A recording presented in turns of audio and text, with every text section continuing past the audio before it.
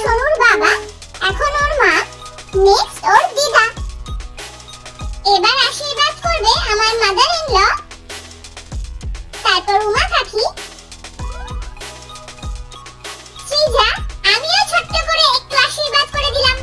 এখন হবে সন্ধ্যার কেক কাটিং সেরেমনি। সবাই চলে এসেছে, আর এদিকেও চলে এসেছে খুব সুন্দর সূর্যমুখী ডিজাইনের একটা কেক। এটা ওর মামি বানিয়েছে।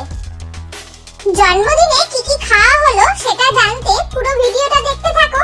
আর যারা সাবস্ক্রাইব করোনি এখনো, তারা আর দেরি করো না, এক্ষুনি সাবস্ক্রাইবটা করে দাও।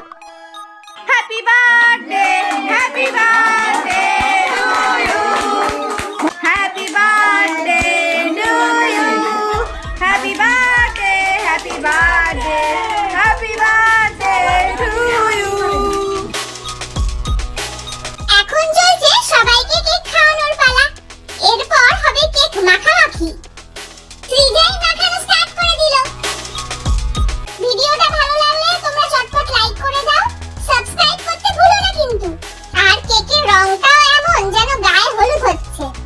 কেক পুরো মুখে লাগিয়ে একাকার কাণ্ড। জন্মদিনের একদিন পর ছিল খাওয়া দাওয়া। আয়োজন চলছে, মাংস ভাজা হচ্ছে, আর এদিকে মা গাজর কাটছে ফ্রাইড রাইসের জন্য।